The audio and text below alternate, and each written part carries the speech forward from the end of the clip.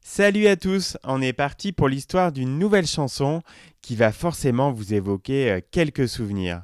On est en 1988 et le regretté Black, oui pour ceux qui l'ignoraient, il est décédé en 2016, est en tête des charts avec son très beau morceau Wonderful Life. Certains depuis l'âge de 15 ans qu'il veut faire de la musique son métier. Colin Birncombe, né en 1962 à Liverpool, écrit déjà des chansons, mais sans véritable enthousiasme de la part de ses proches.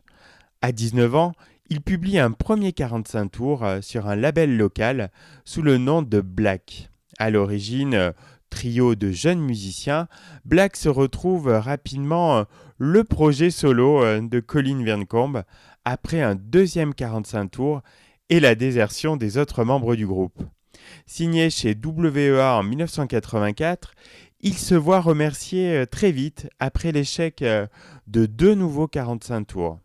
Birncombe ne se décourage pas pour autant et publie en 1986 un morceau qu'il a écrit et composé seul, Wonderful Life, sur le label indépendant Ugly Man Records.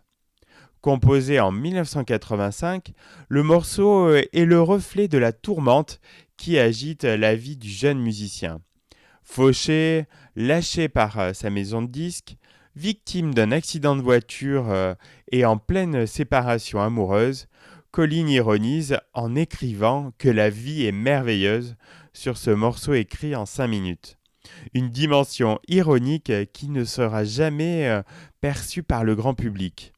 Wonderful Life se fait remarquer et malgré une diffusion réduite, arrive à se classer 72e des charts anglais. C'est cette timide apparition dans le bas du classement qui permet à Black de se faire repérer par un nouveau label. Celui-ci lance Black avec deux nouveaux singles, dont une ballade mélancolique, Sweetest Smile, qui connaît un succès surprise. Le label a alors l'idée de ressortir Wonderful Life, qui s'inscrit dans la même veine. Le morceau est légèrement retravaillé et doté d'un joli clip en noir et blanc. Il va cette fois-ci faire le tour de l'Europe et devient vite un tube imparable en 1988. Il sera numéro 2 en France au top 50 et disque d'or. Wonderful Life et son message universel font désormais partie de la vie de nombreux auditeurs.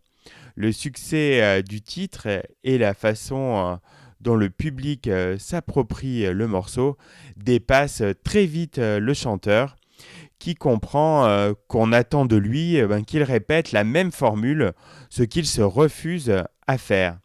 De fait, les singles suivants marcheront moins bien et après 3 albums avec sa maison de disques, Black poursuit l'aventure seul en créant son propre label indépendant. D'autres artistes ont depuis repris la chanson, Ace of Base, Lara Fabian, Cathy Melua, Zucchero. Et autre preuve de sa force, elle est régulièrement utilisée dans des films, à la télévision ou dans des publicités.